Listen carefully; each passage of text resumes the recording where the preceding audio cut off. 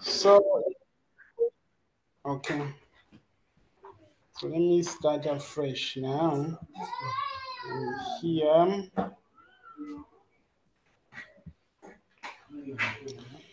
So I was saying we are starting with the pre-revolutionary Europe. How was Europe before the revolution actually started?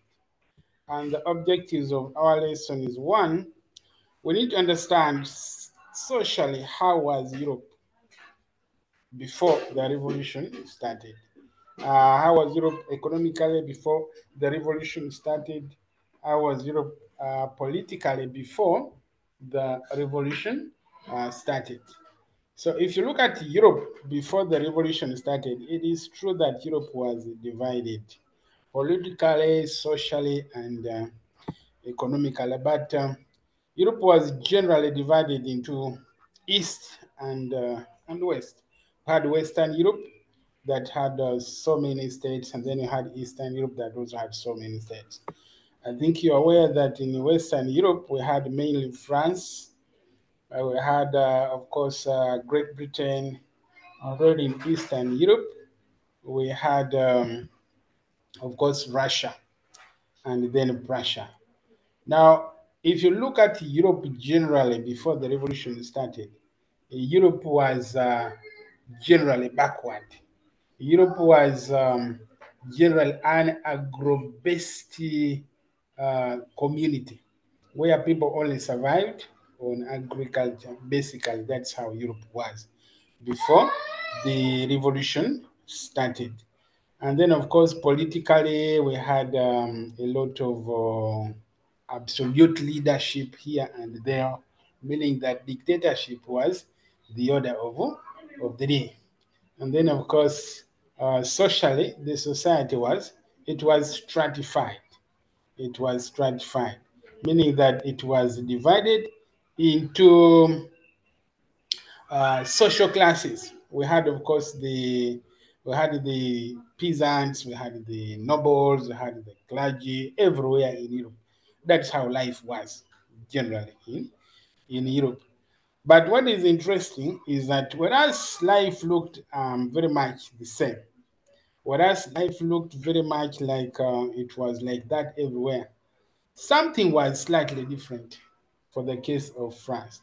And that is why a revolution broke out. A revolution broke out in France. So the question is, why did a revolution break out in France?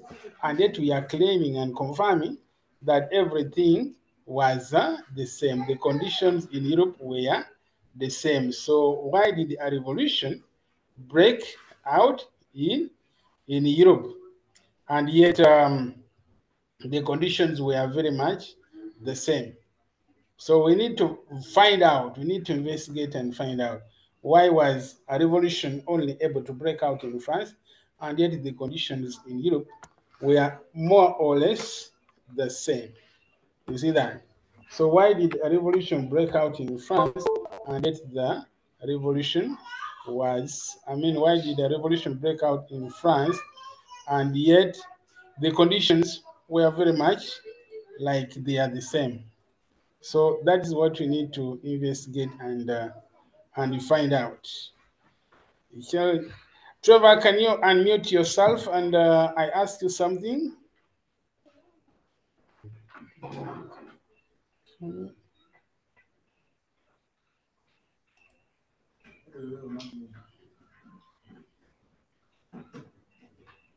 Mm-hmm. Okay.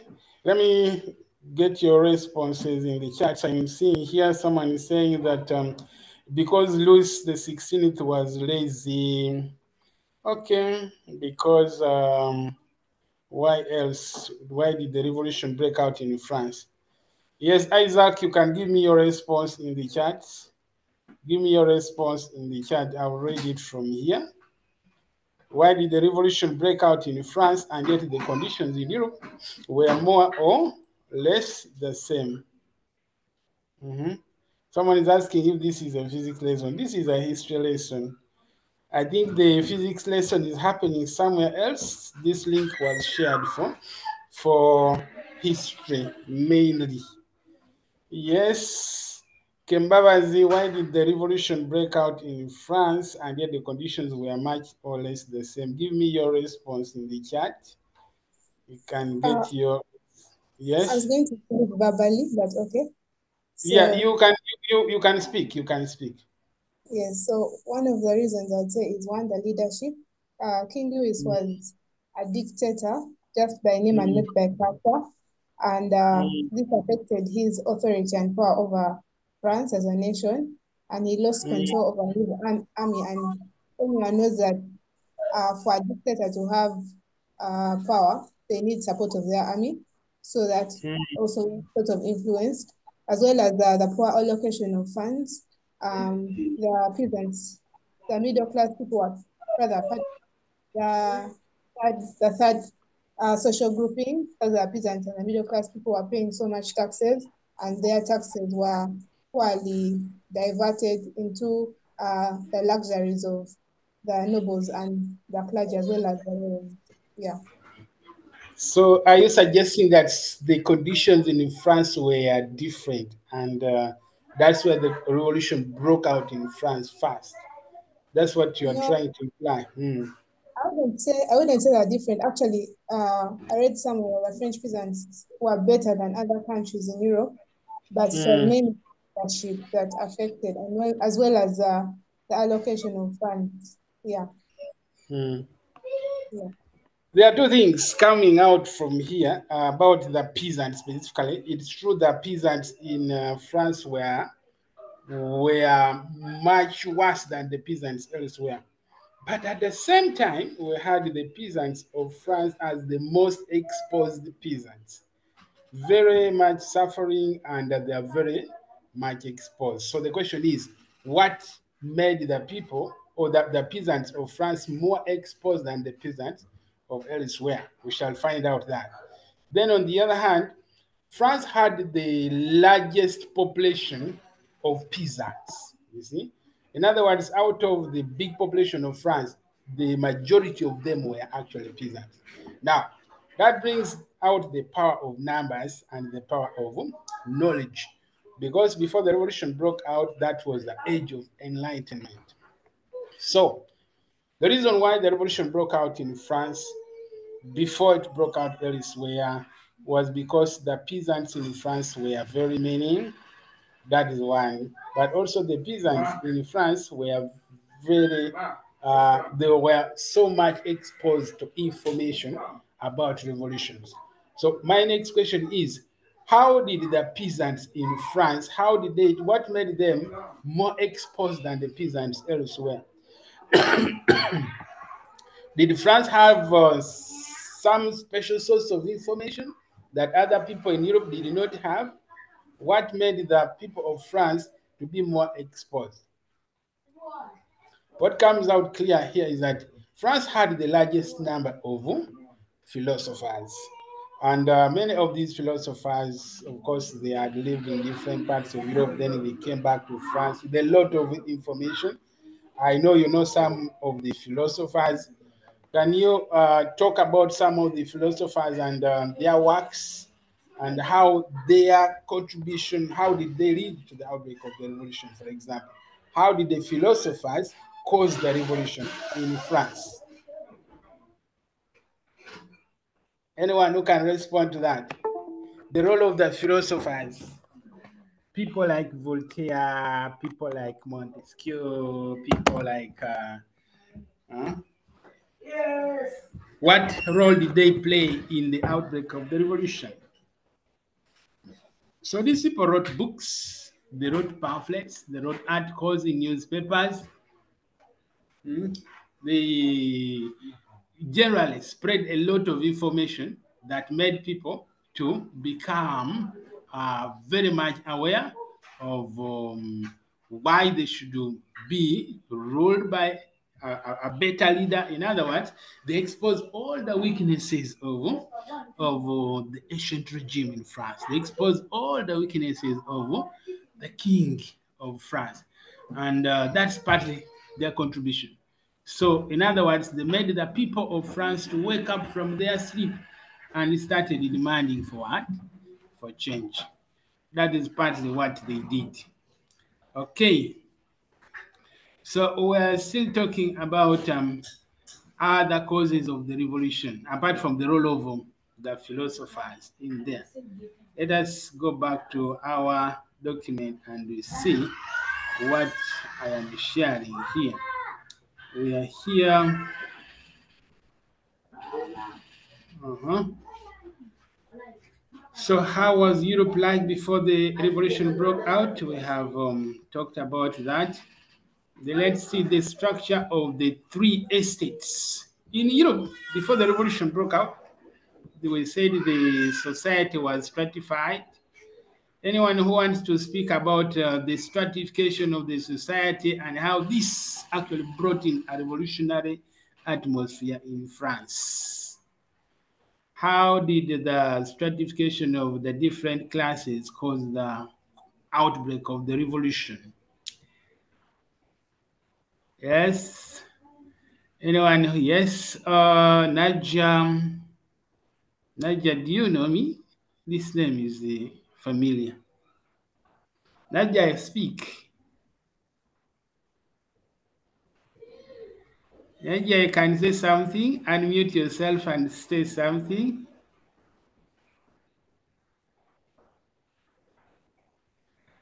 Nadia, your hand is up and you wanted to say something. Yes?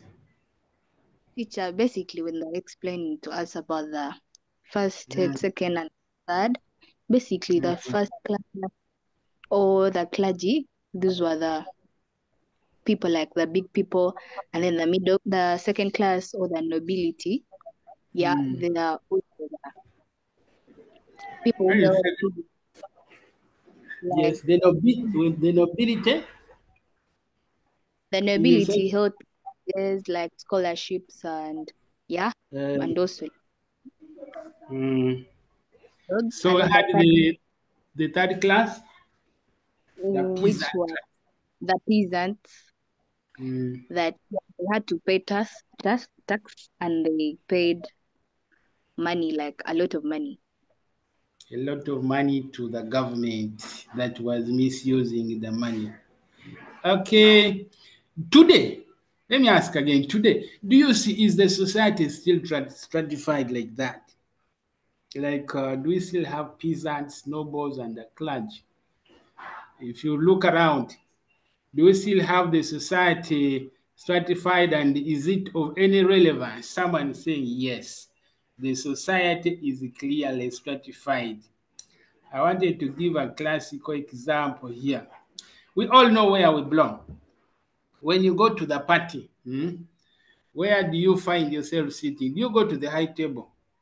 You're not the guest of honor, so you can't go to the high table. So you look for where to sit.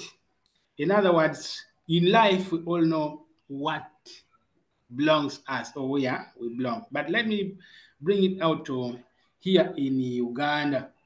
Where do you think the nobility live? The nobility, which parts of Kampala do they live in? I see most of you are within Kampala. Eh? The nobility live in your neighborhood. The nobility, anyway, these are very rich people, and these people live. This person is saying that this nobility they are living in Inalia.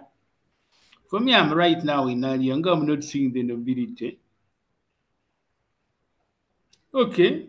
Somebody say that the nobility are living in Western Uganda. Someone is saying the nobility live in Muyenga, in Rubowa. Okay. At least now we know that the nobility are very wealthy people who live in wealthy neighborhoods, and these people usually have a lot of privileges. Their children go to good schools, they drive very huge cars, and interestingly, these people despise themselves. I always tell this experience I had. So one time I was teaching in one of the big schools here in Kampala, and I was deployed in the parking on a visitation day. So as I was directing parents to park here, you see park here, park like this. You know, parents come with different types of cars. But I was just directing parents. So one of the parents came and directed him where to park. Within a short time, another parent came, wants also to park. So the first parent was delaying to park, and the other parent who came later jumped out of his car to remind the other parent that, you see, your car actually is cheap. You should park it very fast and give us space. Hey, I did not understand that. But the truth is that the nobility despise themselves. So we have people who are nobility, and these people are born in wealth backgrounds. Their grandfather was rich. Now their father is rich. Even in themselves, they are sure they will one day become rich. So those are people who are called nobility by birth. And then we have those ones who perhaps along the way they become rich. Maybe you win a lottery and then you become rich. You are also noble in your own right. But if you meet with the other noble, they can remind you that a few months ago you were poor. Or they can tell you that your father was a poor man. I think you should just sit down and keep quiet. So there's chaos between the nobility. And that means that one section of the nobility supported the revolution, of course, the unprivileged section of the nobility, the ones who were being despised. And then you had the other ones who were nobility by birth. They did not like the idea of the revolution. Next year, we are going to have elections here. And it's true that these elections are funded by individuals here. What do you think is happening now? People who, which group of people wants change so much? The poor people or the rich people? The people who are crying for change a lot all the time. Who are the people? Who are those people? The peasants or the nobility? And why? The poor, one is saying that the poor are the ones who are crying for change. Why do you think the poor people are crying for change? They are crying for because they believe the system has marginalized them. They believe the system is not favoring them. And therefore, they think a new system is going to make their life better. That's why they are crying for change. Now, I was saying that the people who are going to put in a lot of money in the next coming elections are the rich people. Yes, they are the rich people. They don't want the system to change because it's going to interfere with their operations. And therefore, if you look at it in the French perspective, it makes a lot of sense that the nobility, some sections of the nobility did not support the revolution. And then a certain section of the nobility actually supported the what? The revolution. The unprivileged nobilities, they supported the revolution. Whereas the privileged nobilities did not support the revolution. Okay, now let us look at another cause of the revolution, still under class division. About the clergy. Is the clergy also divided? If you look at it clearly today, do you see that within the churches there is a division? Mhm. Do we have, yes, someone wants to say something. How do you see division in the church? Like stratification, classification of believers in the church? Yes, Davis. What do you see in the church that you think can cause trouble? I'll talk about the Catholic Church. The Catholic Church, I have been going to the Catholic Church for many years.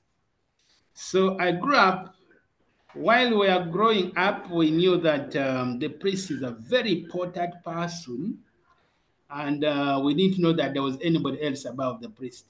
Later, we discovered that the priest also has a boss, and his boss is the bishop. The bishop also has a boss. His boss is the cardinal, and the cardinals also have their boss, who is the pope. Anyway, now as the rank continues to grow, the more you go higher, the more privilege you have. Yes, so the upper clergy were enjoying a lot of privileges, whereas the lower clergy were not enjoying any privilege. And so automatically, the unprivileged people within the church were forced to join in the revolution. And if you look at it today, I know some churches where preachers, pastors go with bondiers, they go with bodyguards in the church. Then you wonder, why are they going with the bodyguards in the church? But if you look at the same church, you're going to find the pastor is driving a very huge car. And then the believers, some of them, they don't even have a bicycle. But anyway, what I'm trying to say is that there are some unhappy people, usually in every church. So the clergy was living a very, very expensive life, and many of them did not see the revolution perhaps coming. I don't know how many of you have been to the residence of the Archbishop at Namirembe. Anyone who has ever been there? If you have not been there, I want yes, someone is saying he has been to the residence at Namirembe. How does the place look like? Some people have not been there. It is a palace. Yes. If you have been to Rubaga, the residence of the bishop, very beautiful, and it is a palace of its own. So if you look at many of the things that happen around the bishop and the people who work with him, they are living a very luxurious life. And if there's anything that will one day cause change in the church, is the way the believers are not treated the same. So in France, that's what exactly happened. So today, if you look at it right now, you realize that there is inequality in the church. And that is perhaps explaining why we see very many churches germinating here and there. And one time I was talking about this, and I was talking about the Church of Uganda. I didn't know that I was teaching the daughter of the church, of the bishop of the Church of Uganda by that time. So the girl just kept quiet after teaching. She kept quiet. She went back to her home. She told the father how I talked about their church. So one day the bishop of Church of Uganda came to visit the girl, and the bishop asked me to speak to him. And that's when I discovered that I've been mentioning the church. I was so terrified. I thought the bishop was going to ask me what I'm teaching the girl every day, but he did not. So it is true that the church there is a lot of what? There is a lot of inequality. That's why the revolution broke out in France. So some sections of the clergy supported the revolution. We had two sections. The ones who were unprivileged automatically supported the revolution, and those who were not, who were privileged, obviously, they did not support the revolution. So it makes a lot of sense today, even when you go to the church, you observe and see what is happening in church, and not only in church, in all places of worship. There are people who are given special seats in front, and then there are those who may stand throughout the service. Yes. So there's a lot of inequality within the church. So in France, that's partly why the revolution broke out, because of such inequalities. Yes. What else caused the revolution in France apart from those two? We have talked about We have talked about the role of the clergy. We have also talked about the role of the nobility. Now we are looking for the next factor. What caused the revolution again, apart from those only two causes? Anything else you know that caused the revolution? Najam. Okay, Rachel. What else caused the revolution in France? Rachel, your hand is up. Yes, Hmm. the What? American War. American War of Independence. 17, yes, of independence, 1776 to 83. Hmm. Hmm. So speak Yes. about it. How So did this basically work? here, Hmm. uh, due to since the Bourbon monarchy at this time they were so bankrupt due to their extravagance. At Yeah. this time, they borrowed some money from the bourgeoisie, around 2,000 livres, something like Hmm. that. But Hmm. they did not repay. They did not repay, and they were supposed to repay with some interest. The Bourbon Hmm. monarchy was supposed to what? To repay to the bourgeoisie, but they did Yes. not. Economically, this angered the what? The it angered the bourgeoisie people, and it further flamed the staging of what? Of the French Revolution. That's all I know. Okay. Anybody else who wants to add apart from the money that was borrowed? Davis, you had this up. Add something. Or how did the American Yeah, War of Independence cause the French Revolution? yeah. Another factor that made the French Revolution is when the King Louis wanted to escape out of French. Hmm. Yeah, this is where he failed to sign the agreement, and they tried to escape where they brought him as a peasant back to the Paris. Hmm. He was trying to run away, and the people of France intercepted him. Okay, we shall go Yes, there. yeah. Mm-hmm. Okay, Babazi, how did the American War of Independence cause the French Revolution? After Babazi, then we go to. Uh-huh. So I think Hmm. for the American War of Independence, according to what I have here, Hmm. The French soldiers who helped to liberate the Americans came back with revolution democratic ideas, um, which helped fraternize with the revolutionaries, leading to the Hmm. success of the French Revolution. And as well, economically, the war contributed to the bankruptcy of the French treasuries, Hmm. resulting to the financial crisis, forcing the government to borrow from the middle class, Hmm. which resulted to the middle class people starting a revolution since, of course, the government had failed to pay back the money that was loaned to them. Yeah. Okay, okay, I get it. I'm getting more sense now. There's someone who has not spoken.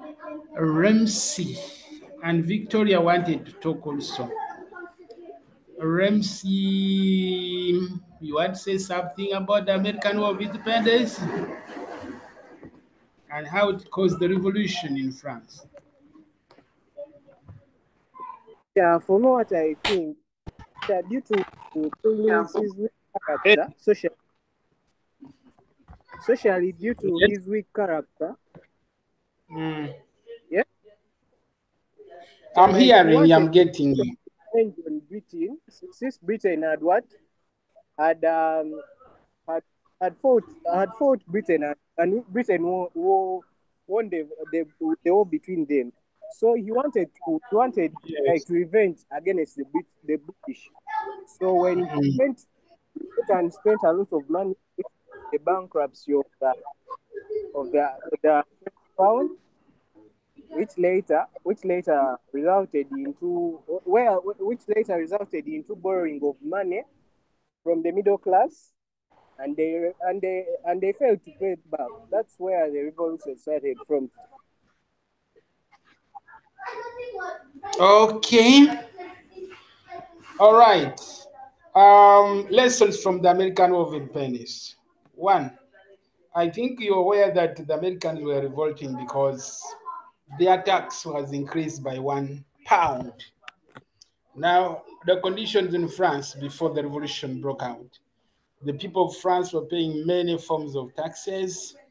And when they discovered that the Americans were only revolting because of the increment by £1, they felt more justified to come and what?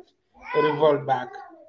Also, the American War of Independence became a training ground for the future leaders of the French Revolution. You could have heard about people like Marcus Lafayette. He was one of the people who fought during the American War of Independence. So when he came back, automatically he was one of the what? One of the leaders. And the American War of Independence also gave, of course, the people of France a lot of experience. They came back with a revolutionary flag that the Americans used. They came back with it, and later they came back with the same slogans that they got from America to come and mobilize the people. So the American War of Independence was very, very instrumental in the outbreak of the French what? Revolution. Yes, Rachel, you have something to add. Your hand is still up. Okay. I think you had forgotten your hand up. So let us look at it. Here in Uganda, is Uganda involved in any war that you know in the region where we have our troops and soldiers going to fight, and you think they can come back with new ideas? Yes. Remso, where is Uganda involved in this war? And you think our soldiers are coming back with the new ideas?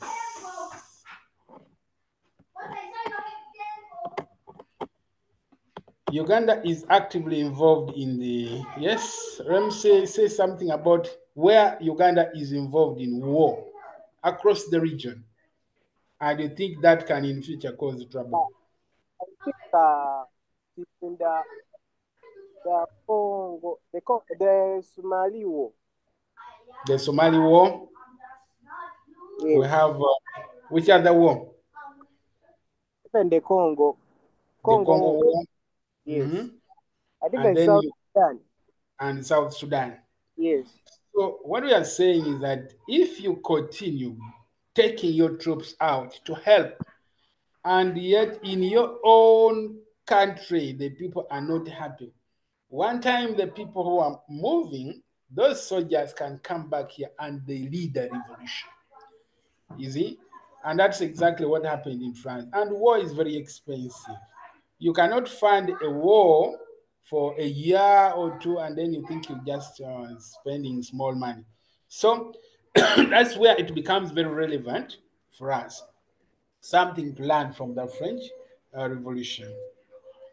What else caused the French Revolution? Now I've looked at three. I want us to run through the causes very fast. I have some scenarios here I want to share with you. Anything else that caused the French Revolution, Ramsey?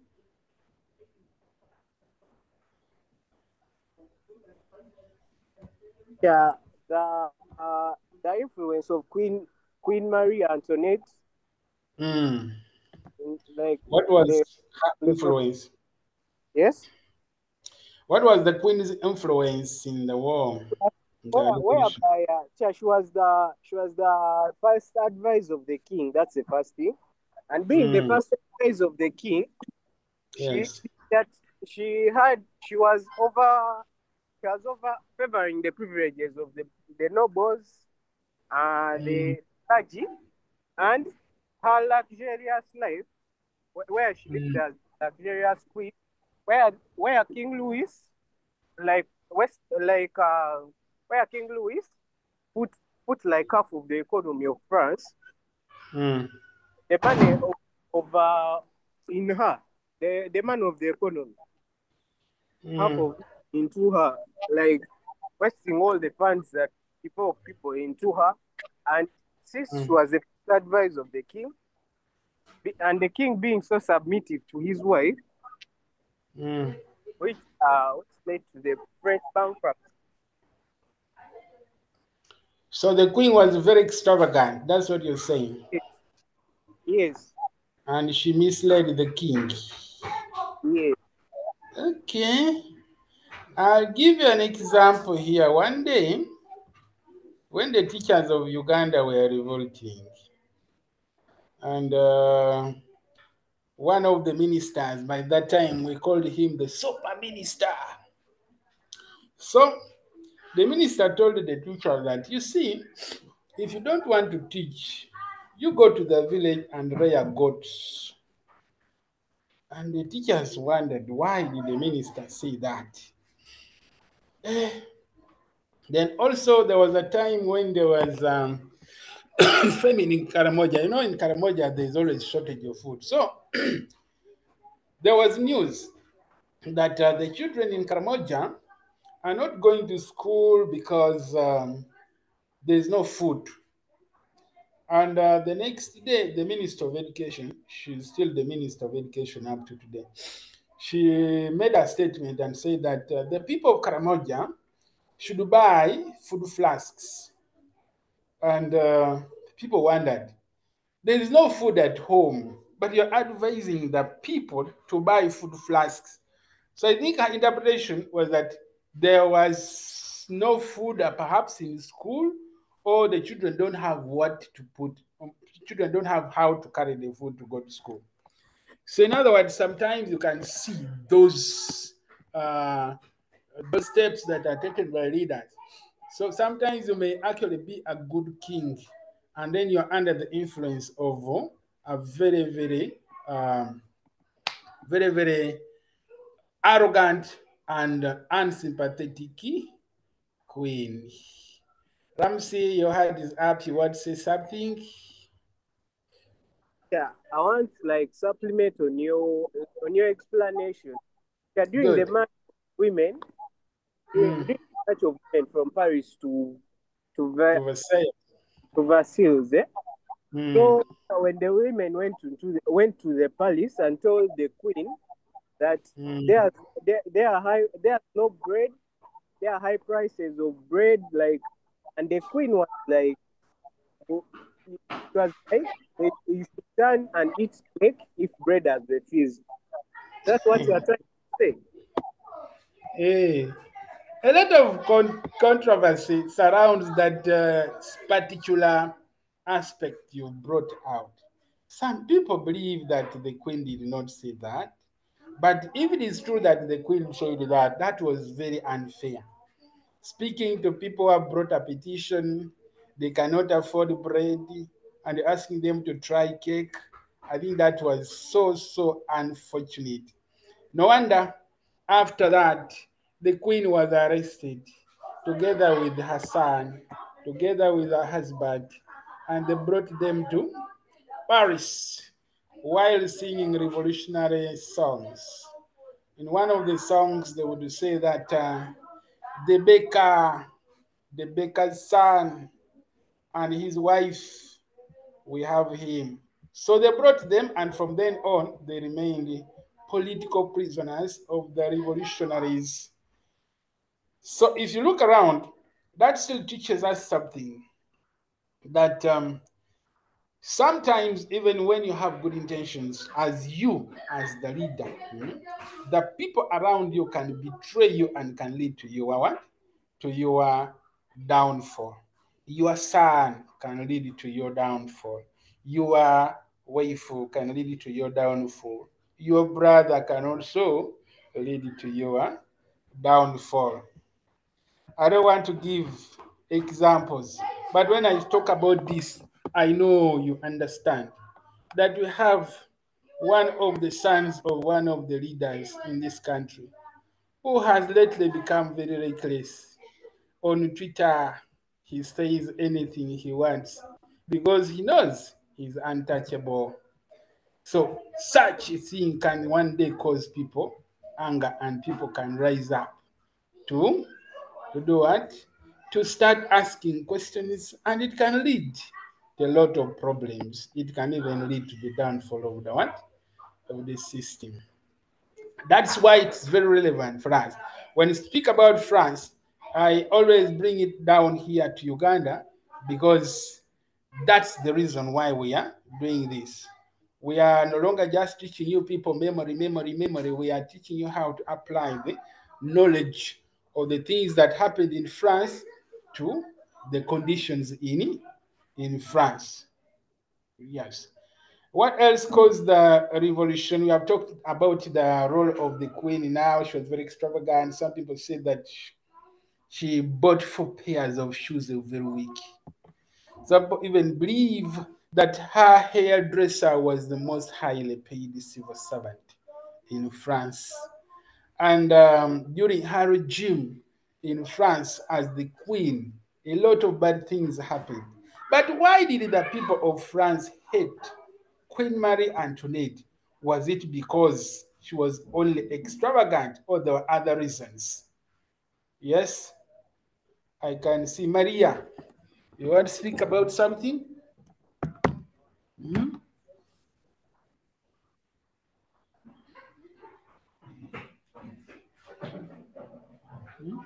If you want to listen, get headphones.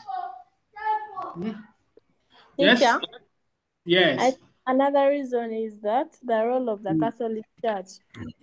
The role of the Catholic Church caused the revolution. Yes, we talked about that a little earlier.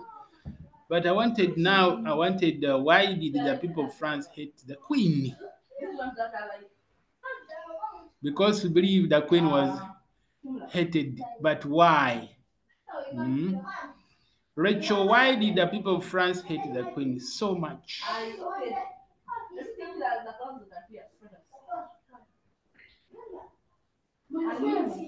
They hated Nadia, her so much. yes. They hated her so much because she originated from Austria.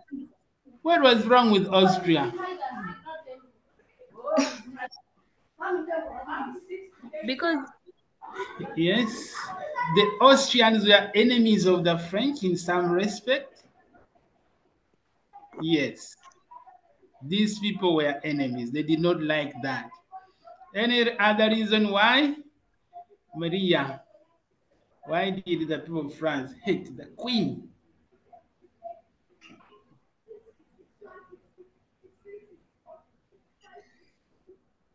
Okay.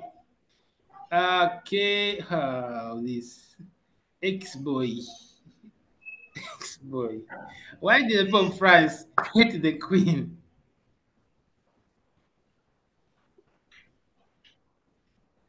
Why? The Queen was arrogant and only favored her interests. Okay. Nelson, why did the people of France hate the Queen so much? Give us some. What is the name of this thing? Textbook?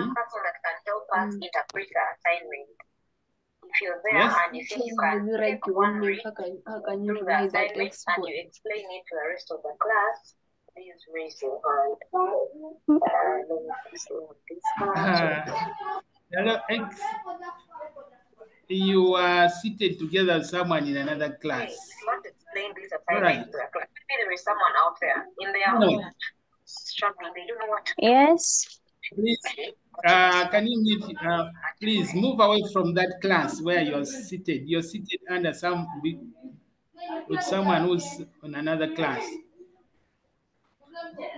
All right. So let me hear from Ramsey. Why did the people of France hate the Queen so much? A few tips. Yeah. Why? Yeah, from what I think, first of all, she Yes. was a princess from Austria when she married King Louis. Yes, and Austria was against the revolution. That's the first. And another thing, her arrogance, ignorance, and illiteracy, because never and she was so extra. She was also so was also favored the privileges of the nobles and the clergy. That's why people voted him because the population of peasants and middle class is 3 million, and Yes. the total population of France 20 was 25. Mm. So the peasants were more than the nobles, and the nobles and clergy, they never paid the taxes, and queen, the queen was favored that this was the first advice of the king. That's all. Okay. All right. Another person who wants to say something? Who else wants to say something before we move on? Anyway, has any of you ever watched this documentary about the French Revolution? And what do they say about the Queen? Anyone who has taken time to watch the documentary about the French Revolution? Philemon, why did the people of France hate the Queen so much?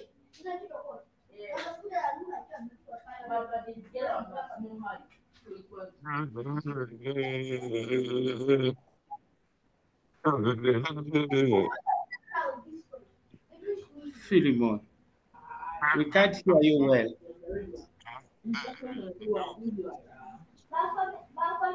We have not heard you very well, Philemon.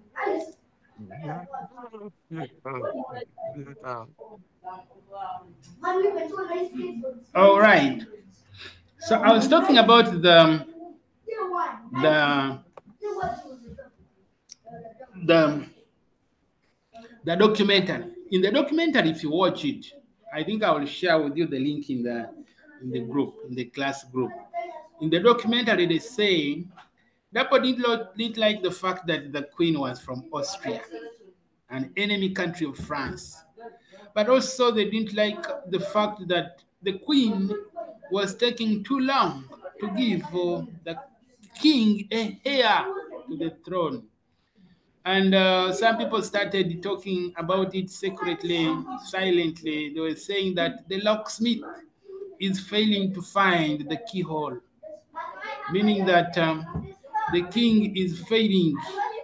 But anyway, they blamed it on the queen, but the problem was actually on the king. It's the king who had a problem, so they delayed to get their firstborn. So many people did not like that. But also look at the queen, who was from the ruling family. You can chase the children home. She was from a royal family of Austria, and the marriage was arranged mainly to cement the relationship between France and Austria. That was the reason. So she was just living her normal life. But the people of France, unfortunately, were very, very poor. It's important also for us to remember that these two people got married when they were still very younger people, and therefore life to them as royals became a little bit difficult to handle in the beginning. So the revolution broke out. People blamed the king. I mean, people blamed the queen, even for the mistakes committed by the king. Many people looked at the queen. So eventually, the revolution broke out because of that. Let us look at what else caused the revolution apart from the character of the queen. Anything else that you see that's caused the revolution? What else? Rachel.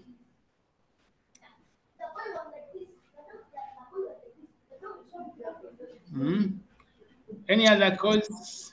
Yes, sir. Like Hmm. natural calamities was one of our cause. In which year and what exactly was that? Was it a flood? Was it No, a it was a uh, prolonged winter.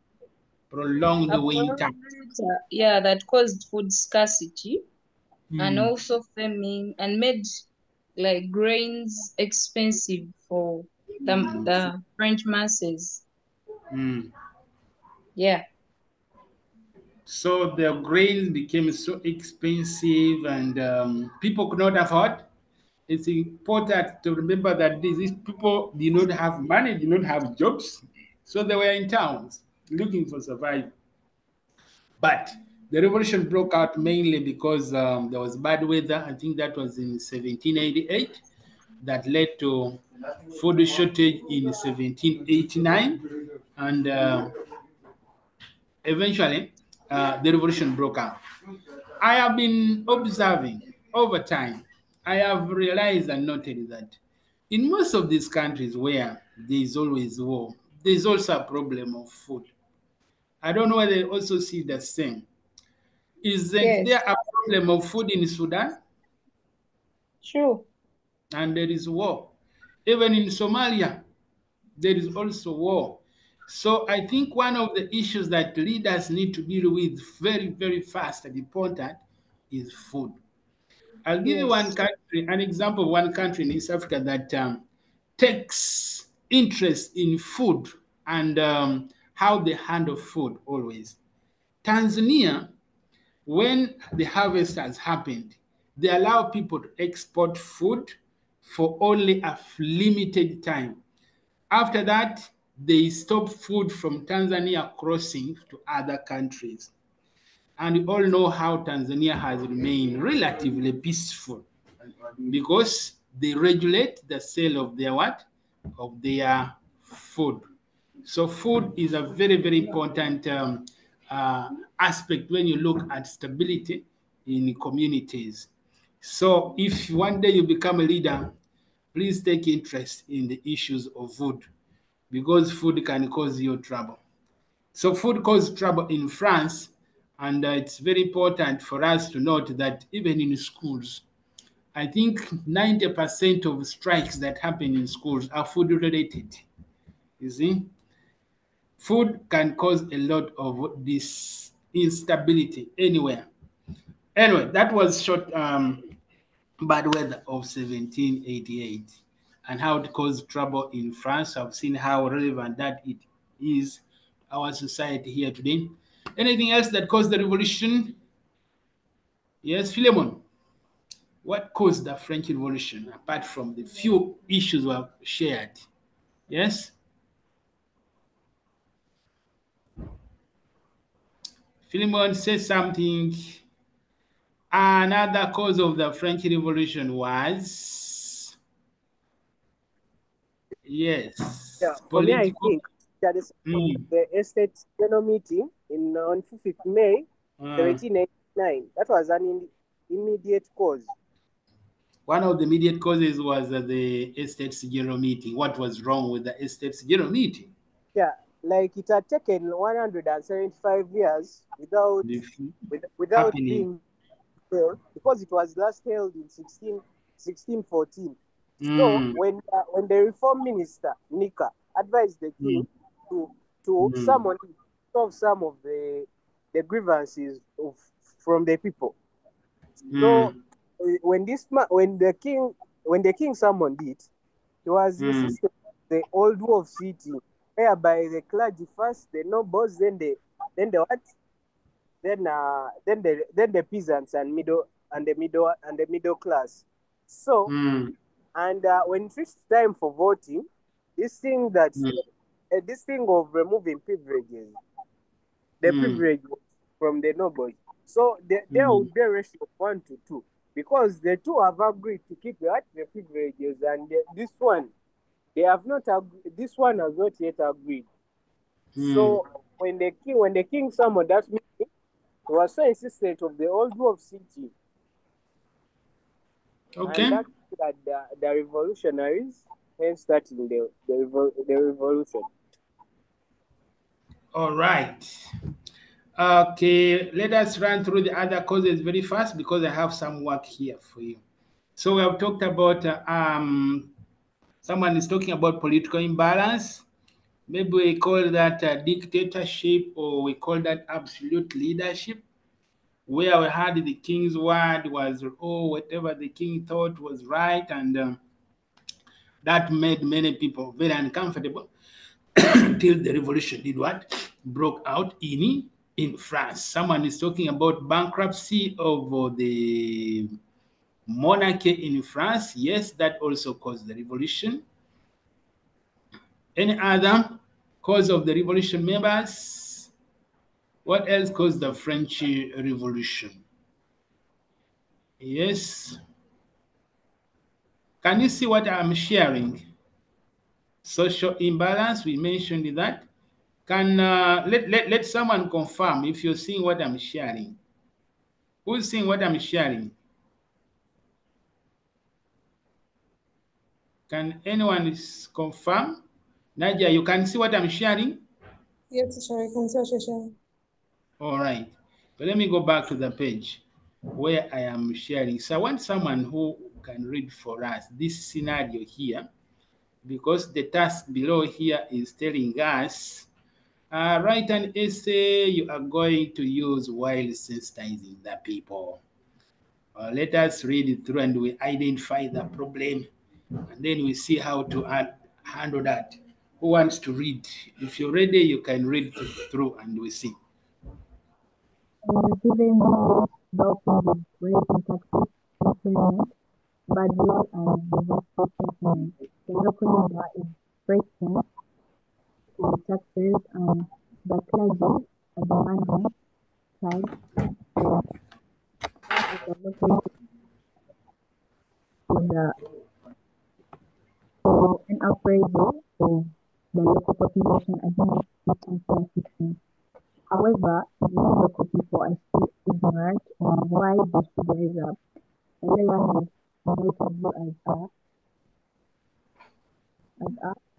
The lawyer has invited you as a scholar of the French Revolution to help connect with the local population and invoke the national justice sentiment by giving them relevant examples on what happened in France in 1789.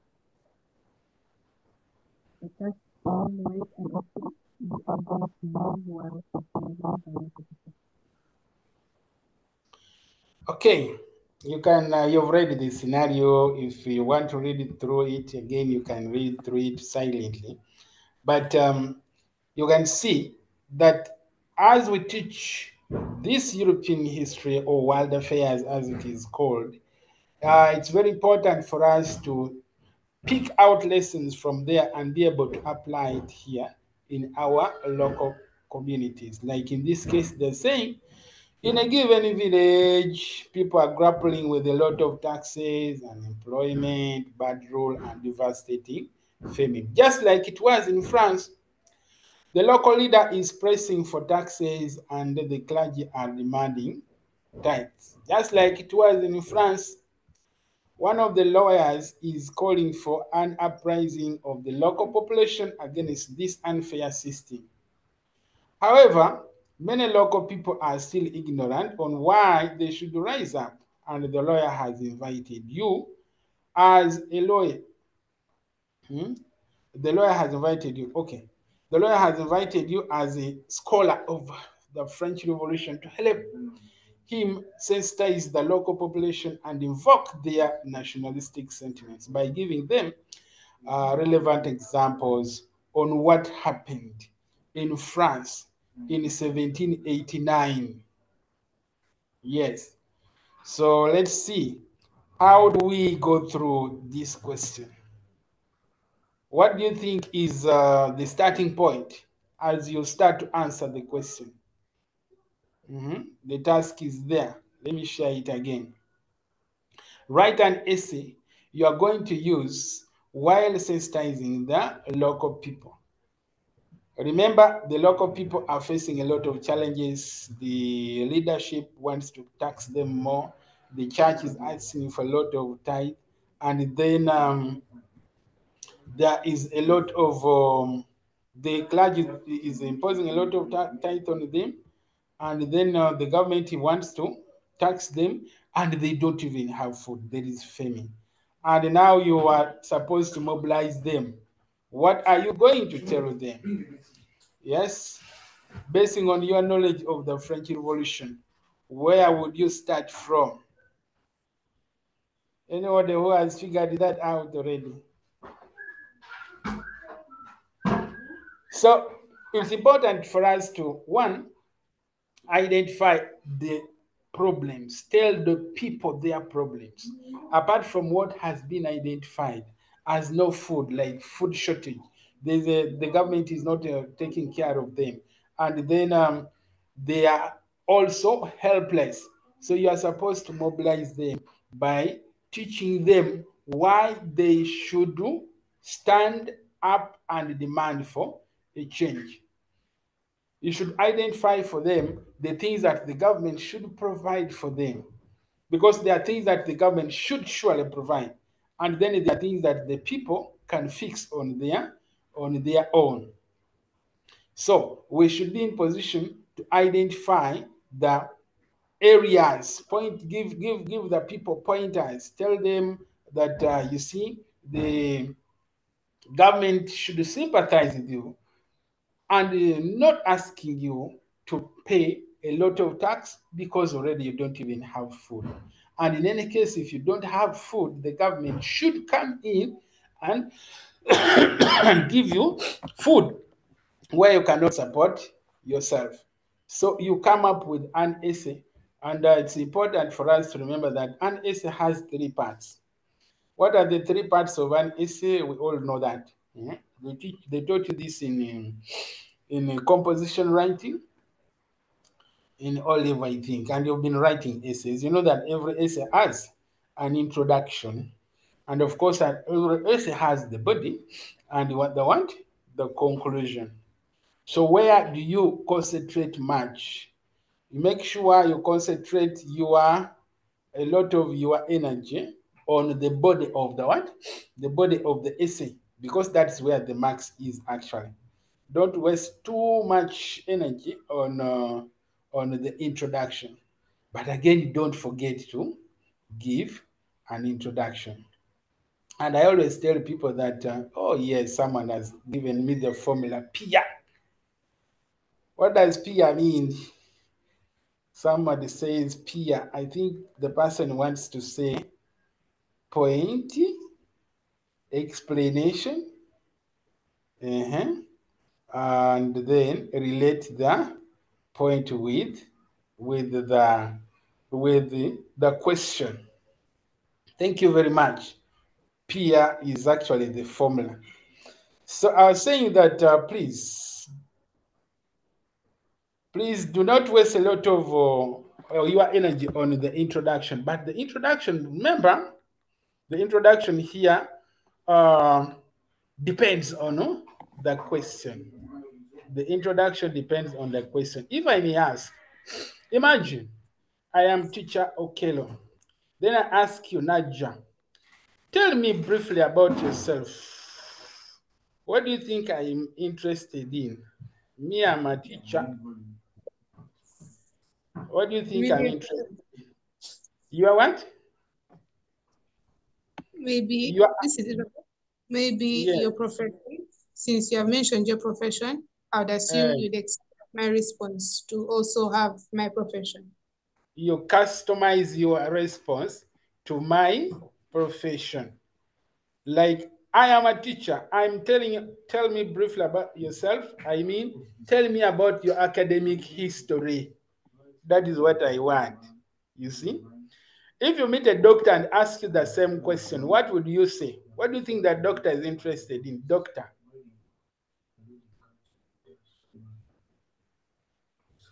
The doctor is interested in your medical history. If he asks you, tell me briefly about yourself. The same question asked by different people, the responses are different. If you meet your pastor and ask you again the same question, tell me briefly about yourself. What do you think the pastor is interested in? The pastor is interested in your religious what? History, the religious life. The pastor wants to know what is your home church? What is your Christian name? Are you baptized? Those are the things. So you can see that the same question cannot have the same response basing on the circumstance and basing on the person who's asking you the question. So do not always give the same introduction, because the question can demand for different introduction basing on the one, on the circumstance. That's what I wanted people to take also.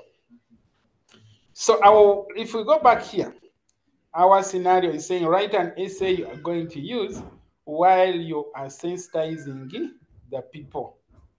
You can write that essay. Of course, it should have the introduction. Then in the body, that's when you're going to where you're going to write a lot of things that you think the people are not seeing, that should actually bring them together to fight for a what?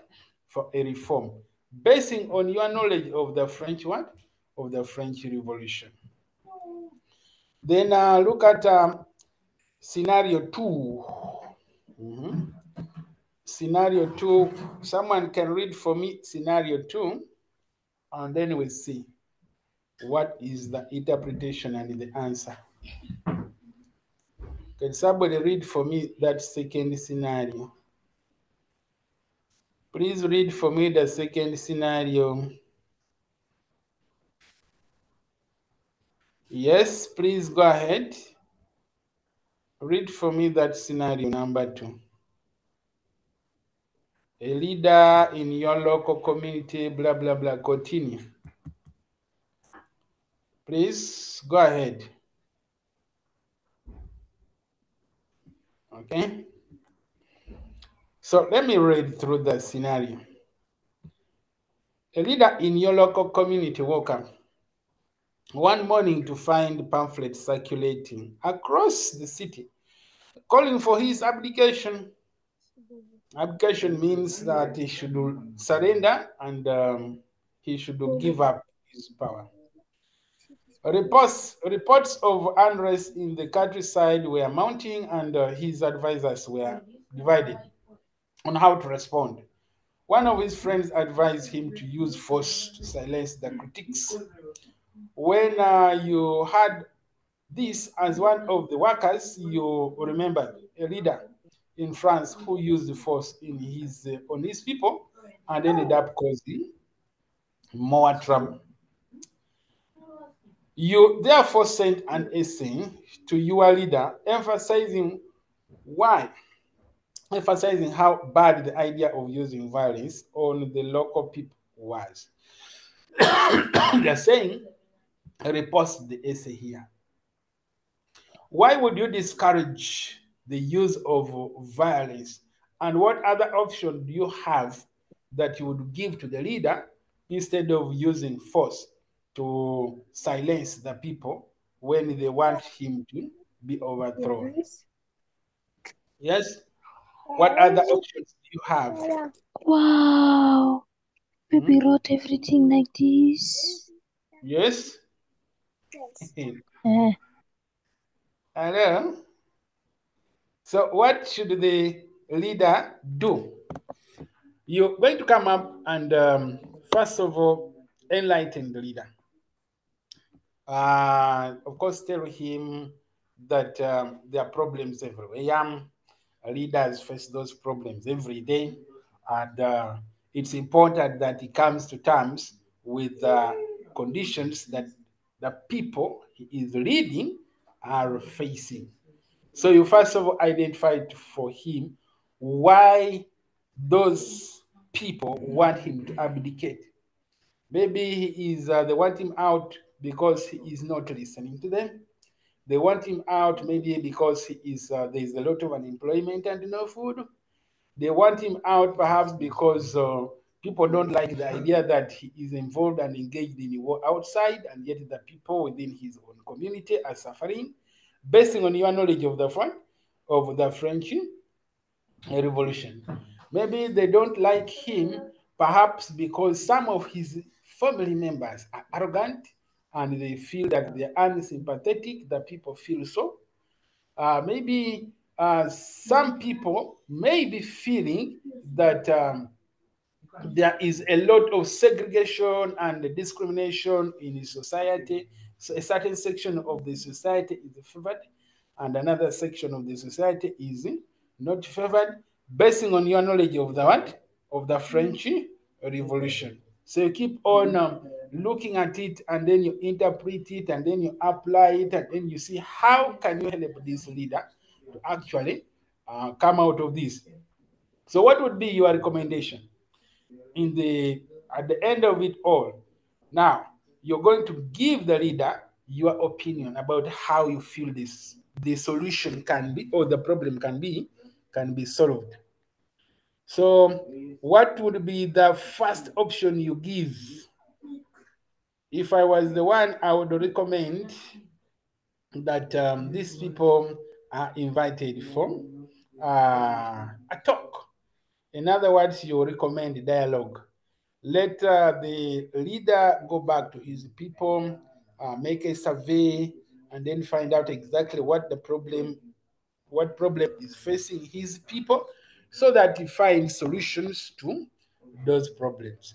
And where possible, he should take immediate action. And where not possible, he can promise. But remind him that don't promise and you don't deliver, because that is going to cause you more what? More trouble. And he should be available to his people, such that the people now see that our leader is trying, much as he doesn't have the solution today, but he is trying. He is going to solve our problems. So if you do that, you are going to save your community leader. So it's very, very important that as you answer, as you interpret these scenarios, you have the knowledge of application, you have the knowledge of transferring the knowledge that you have or that we teach you in Europe to come and apply it here to your local community, or even to the Ugandan one, Ugandan setting, because this is how your questions are going to be what? They're going to be set. Okay. He actually here what we have to is to talk about the negative side of the king. I'm seeing a response here. Negative side of King Louis leadership team, how it affected the country. People, please, teacher, guide me on that. Am I on the right track? Yes, you're on the right track. You look at what the king did that caused the people to rise against him, and use that to guide your leader. Okay, let us go to the next scenario. I think this is the last scenario here. The last scenario is here. While appearing, who wants to read for me this one here, this last scenario? Someone read for me this last scenario here, and we move on. Ramsey, please read for me the last scenario. I am here. I am sharing. Read for me. Ramsey, are you there? I think Ramsey has. Okay, Maria, please read for me the last scenario. Thank you. Maria, you can go ahead and read.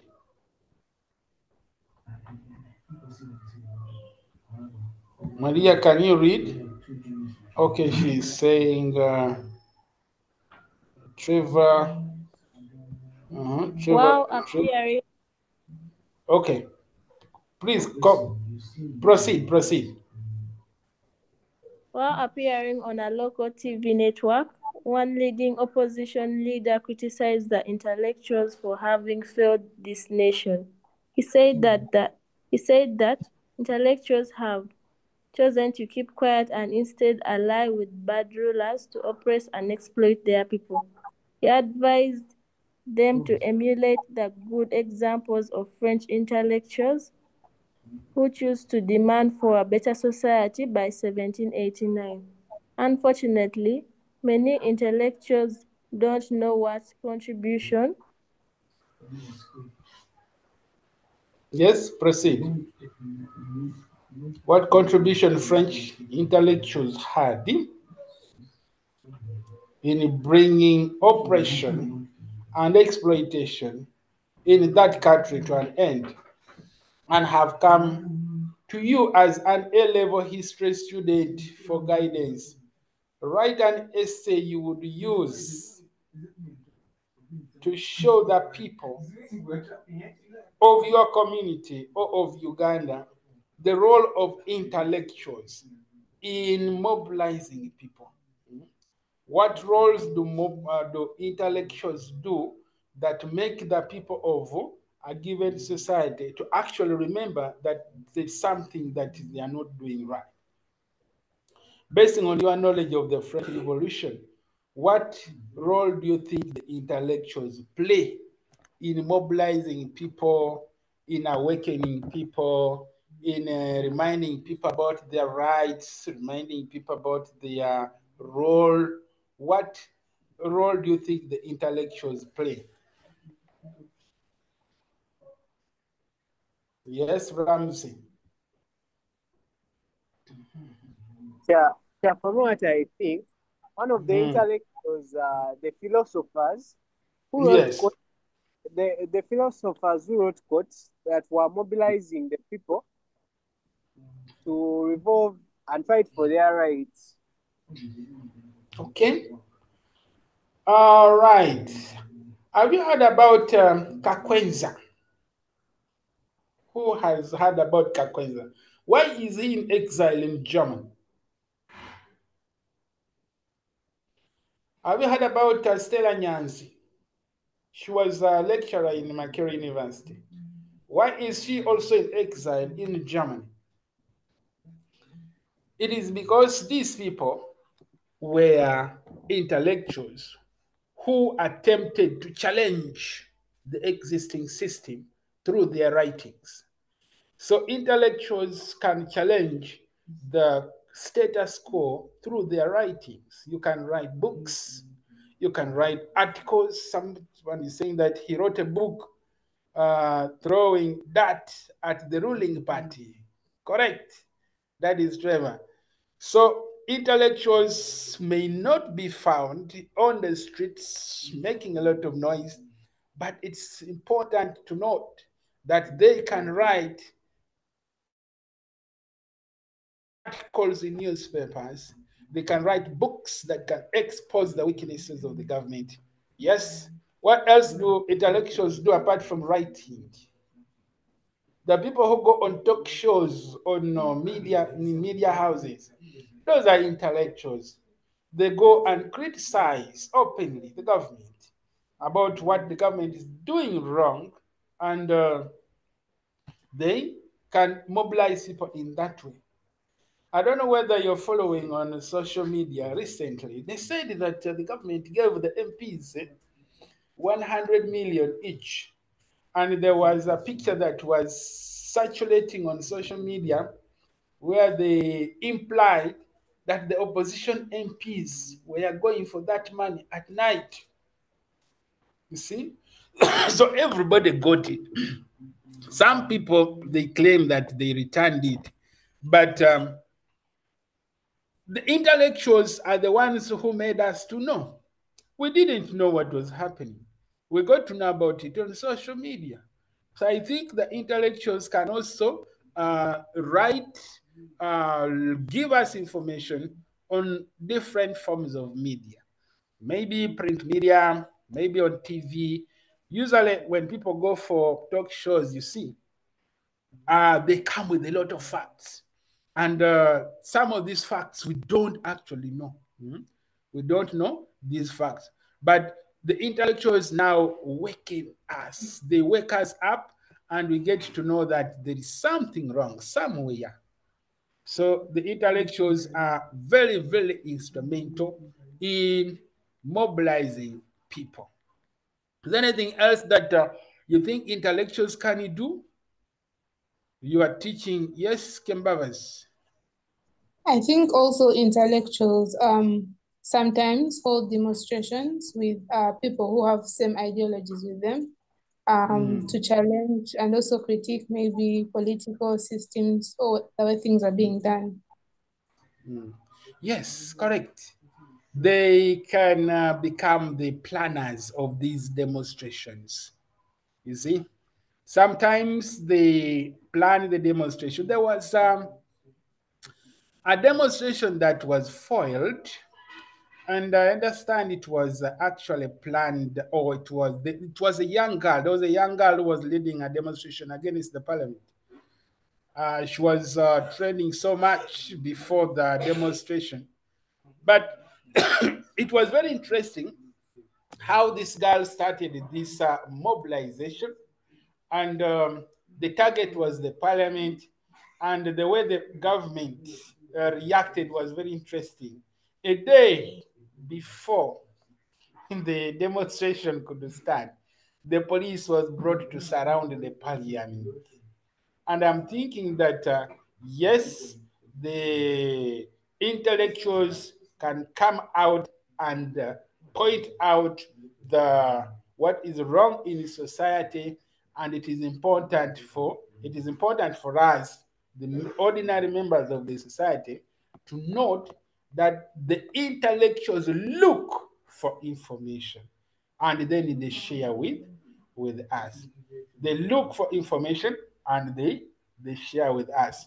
Is there anything else that you think the intellectuals actually do to mobilize people apart from looking for information, becoming the leaders, and all that you have mentioned? What else do they do that actually should not be forgotten? Yes. Okay, Ramsey and Kembabazi. What else should do intellectuals do that you would mention? Some intellectuals, I'll give an example of one in our current society, like Honorable Robert Chagulani writes Eh, songs with mm, liberation messages. mm. Yeah. So I'd say writing songs, or rather composing songs. They compose songs, they publish this information through their, yes, they write songs, anything else. I think these people also look for funding, because for these demonstrations, you need funding. The intellectuals also, they are the ones who actually usually look for permission for you to go and demonstrate, whether peacefully or in any other way. You need clearance, and it is the intellectuals who can actually get for you that. What if I say? What Yes. if I say even in churches? In They what? churches, like let me give an example of the late Archbishop Cyprian Ranga, the Yes. the Catholic bishop who died 2023, I think. So that man Yes. used to like pass his message through his preachings, Okay. criticizing what the government, the wrong things of the government. Yes. Mm. They criticize, they give information in different ways. You can talk about here now, like the bishop. He was an intellectual. So he is now leading the fight in his church, because that is where he is operating. Yes. So realize that intellectuals can do a lot. And so when this person on TV comes out and say that the intellectuals in this country are sleeping, why? They are not doing anything, because the government is not serving the people. And then you are the one who is going to show, or you have been invited to go and then tell the people of that particular community that the intellectuals can do ABCD. So you should have all these facts at your what? At your fingertips. You should have all these facts at your fingertips, such that when you now begin to tell the people that the intellectuals are the leaders in waiting, so if they sleep, then they give opportunity to the other people who are unable to mislead the society. Now we have about 12 minutes left. I wanted to give you people a few minutes so you ask questions. You can ask me any question surrounding the French Revolution. I know you people are in different levels, so that I can answer in the remaining few minutes. Anything that you've heard about that is not clear, this is the time you can ask. Whether what we have talked about in the lesson here or what you have been told or what you've read somewhere, but you need clarification. Shall I have an inquiry? Yes. So it's about the march of the women to Versailles, the palace. I was told that it wasn't women, it was actually men dressed up as women who Yes. marched to the palace. So I was inquiring whether it's false or true. The March of Women was mainly led by women, but it is true that there were some men in that group. The men who were there were mainly there for security for the women. It's about 7,000, 6,000, 7,000 people, majority of them women, marched for about 7 miles from Paris to Versailles. And the reason was because they wanted to take a petition to the king, basically because the price of bread was very high, and that is why they went to visit the king. So we had many men, but the majority were women. The person who was leading the group was actually Marcus Lafayette. Marcus Lafayette was in the company of the women. So there were some men, but the majority were women. So someone is saying here that the men disguise themselves as the women. The march of women was marched by women who were protected by some few men. Any other question?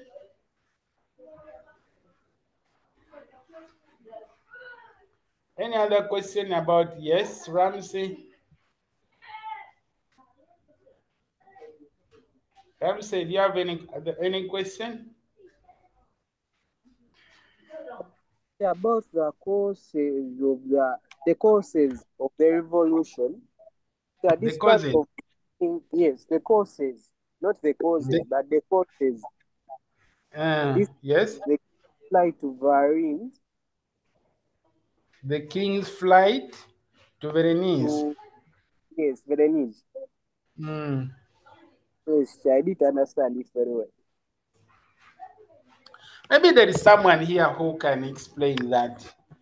Anybody who knows about some facts about the king's flight to Venice? Mm. In some books, they write it as the king's abortive flight to Venice. So the king was under house arrest in Paris. And while the king was there, yes, Maria. Maria wants to help me. Maria, please explain that to Rams.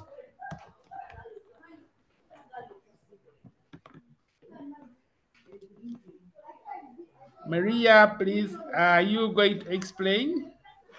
Okay, let me unmute you. So, So, teacher, Maria, go ahead. Yes.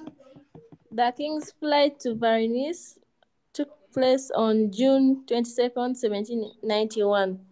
The King Louis attempted a flight to Austria. This was after he had considered his position hopeless with the Tuileries in Paris. Teacher, help me with that word. The Tuileries, that was the residence where the king was living. Yes, he intended to join the immigrants and organize a serious battle against the National Assembly.